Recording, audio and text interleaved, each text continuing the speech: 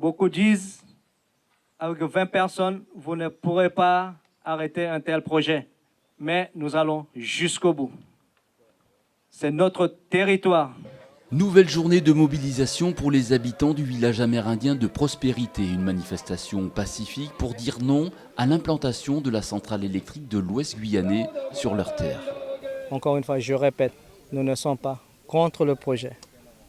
Nous sommes contre l'emplacement de ce projet qui va impacter durablement notre lieu de vie, un lieu de transmission. La terre appartient aux Guyanais, la terre appartient aux Amérindiens. Comme j'ai dit tout à l'heure, c'est un pays diversifié. C'est eux qui doivent s'adapter à notre situation. Il faut savoir, j'ai dit à tout le monde, on n'a pas l'accès à notre propre forêt.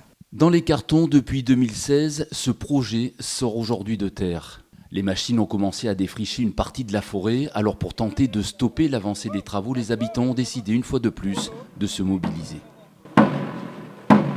Le village Prospérité demande au service de l'État de proposer à l'entreprise CEOG un autre emplacement pour la centrale. Woupou! Woupou!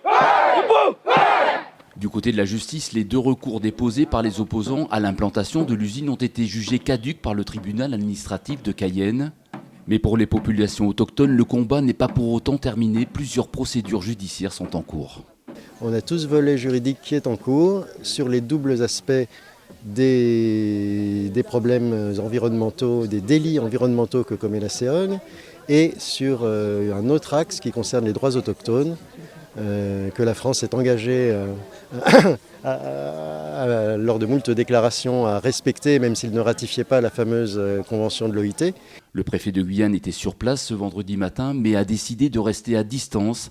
Aujourd'hui, le dialogue entre les habitants du village amérindien et les autorités est rompu. On a demandé la réouverture du dialogue, mais les gens disent on reviendra à la table du dialogue si on déplace. Un dialogue qui est aussi fermé est une injonction. Il ne peut pas y avoir de notion de prise d'otage, si vous voulez, du droit. Nous sommes dans un état de droit.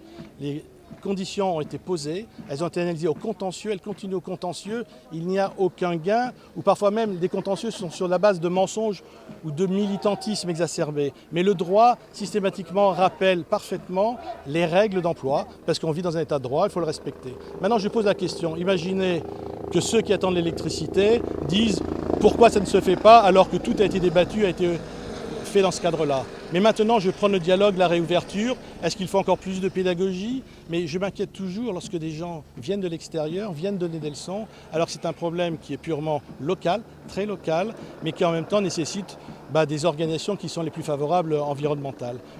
Après 3 heures de blocage, la centaine de manifestants a été délogée par les forces de l'ordre. 2 personnes ont été interpellées. Le préfet, je ne sais pas, il ne veut pas me voir, il ne veut pas nous voir. C'est là qu'on peut voir de l'autre côté, oui, vraiment, ces gens-là, ils sont vraiment malhonnêtes, quoi, voilà, envers le peuple. Voilà. Donc là, et puis la résistance, il continue. Sans résistance, les habitants de Prospérité sont repartis chez eux, sans pouvoir échanger avec le préfet. Pour eux, le combat n'est pas terminé.